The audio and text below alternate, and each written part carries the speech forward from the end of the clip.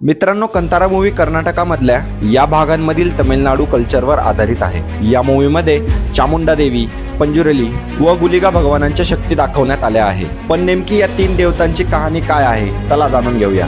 आता बघा, मूवीच्या क्लायमॅक्स मध्ये राणी कनकवतीचा संहार करणारी चामुंडा देवी ही दुर्गा मातेचं रूप आहे। आणि जेव्हा दुर्गा माता चंडमुंड नावाच्या दोन राक्षसांशी लढत होती, तेव्हा त्यांच्या माथ्यामधून कालिका देवी ही प्रकट झाली आणि तिने या दोघांचा वध केला आणि चंडमुंडला मारल्यामुळे त्यांचं नाव पडले हे चामुंडा देवी।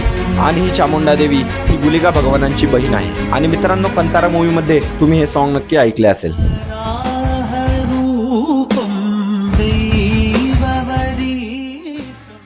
हे वराह म्हणजे भगवान विष्णूंचे तिसरे अवतार।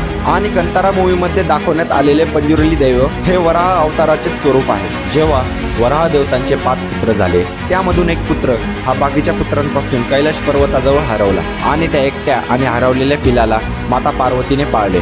पण जेव्हा ते मोठे झाले तेव्हा ते विनाश करू लागले आणि हे पाहून भगवान भोलेनाथांना त्याचा वध करूशी वाटत होता। पण माता पार्वतीच्या विनंतीवरून भगवान भोलेनाथांनी त्याला धर्तीवर पाठवले आणि त्याला लोकांची व त्यांच्या शेतीची रक्षा करायची जबाबदारी दिली। आणि यांनाच पंजुरली देवतांच्या रूपात ओळखले जाऊ लागले। आणि गुलिगा देवतांचा जन्म हा महादेवांद्वारे पाण्यात फेकलेल्या दगडांपासून झाला। त्यांच्या जन्मानंतर त्यांना विष्णू भगवानांकडे पाठवण्यात आले आणि त्यांनी गुलिगा भगवानांना धर्तीवर पाठवले शेतीची आणि तिथल्या लोकांची रक्षा करायला। तर मित्रांनो, तुम्हाला ही स्टोरी कशी वाटली कमेंट करून नक्की सांगा।